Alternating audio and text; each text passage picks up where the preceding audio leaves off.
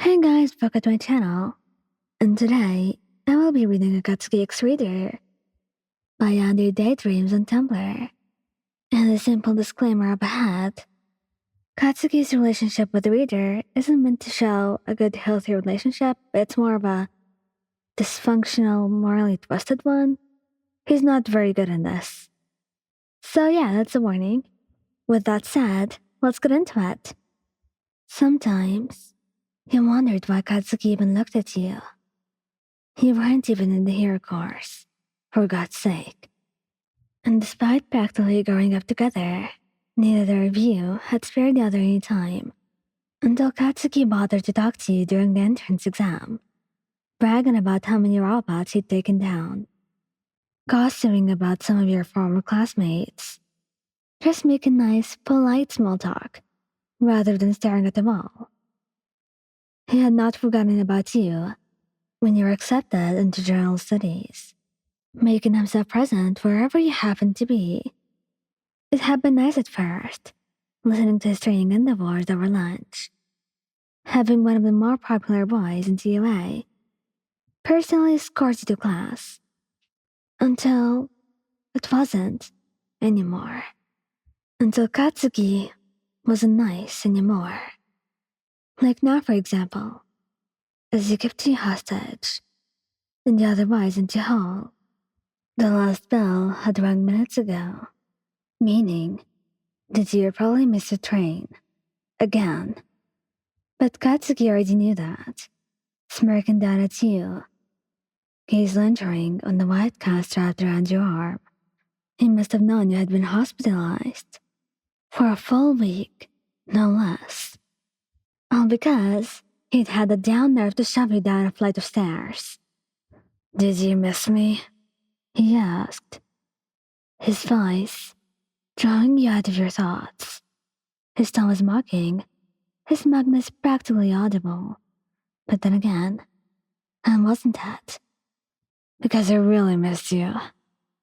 I mean, who am I supposed to kick around when my favorite punching bag's been a lazy piece of shit and not showing up to our training sessions?" You just sighed, attempting to walk past him. You were not surprised, though, when a hand lashed out, grabbing your shoulder and pulling you against the wall. But that did not make the smell of smoldering fabric pleasant either.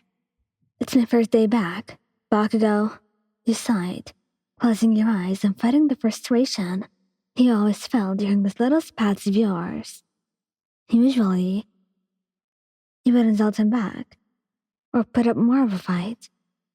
But today, you were just tired, or not in the mood for a struggle at least. "Can this wait until tomorrow? You can embarrass me in front of my friends, spill something, and stain my last clean blazer. I don't really care." Katsuki shook his head, his smirk becoming a little more forced, a little more strained. Even through the fabric of your uniform, you could feel his nails digging through your skin, blunt, but threatening to draw blood. Still, you weren't sure if it was intentional.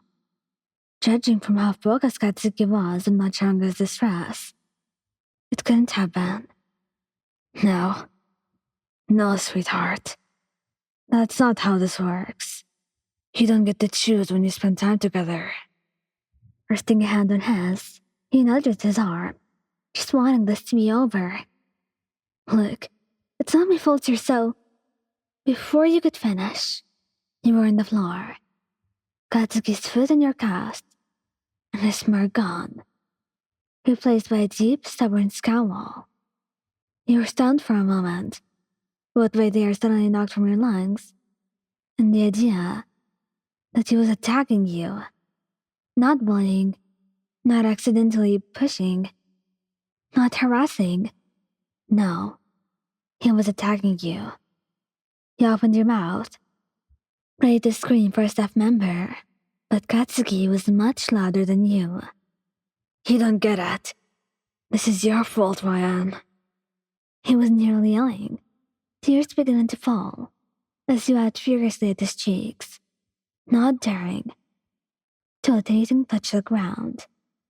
You're the one who started ditching me to walk home with those bullshit friends. Telling me you're too busy to talk to me. What was I supposed to do? Just let you ignore me? It's like you don't even like me. It's your fault. Katsuki, he trailed off, not knowing what to say, and letting him collect himself, slowly catching his breath. As he pried your arm from under his shoe, Katsuki didn't try to continue or cut him off, simply reaching down, offering you a hand. Hesitantly, you took it, if only to avoid another outburst. I'm sorry, I guess. The words felt wrong on your tongue. You were the one with the broken arm, for God's sake. But you just wanted to go home. Honesty be damned. You don't have to be an asshole to get my attention, you know? And I still want to be your friend, if you're alright with that. His voice was still shaky when he spoke, cracking and catching his throat. You don't get it. I shouldn't have expected a dumbass like you to understand anything. With a frown tugging at your lips, he tried to pull your hand out of his hold, only for Katsuki to clamp down harder. Again, he moved to say something, only for Katsuki to jerk your arm towards him, catching your lips with his, and forcing you into a one-sided, messy, rushed kiss. You froze, allowing him to properly filter his aggression, fingers embedding themselves into your hair as he tries to pull you into something closer, more intimate. But a door opening somewhere down the hall, a teacher you didn't recognize, calling out soon after, forced Katsuki away from you, even if he refused to let go of your hand. You were too stunned to speak, allowing the boy to scan over you, smelling, as he tucked the loose hair behind your ear. Katsuki? You asked, your voice meeker than it fed up light.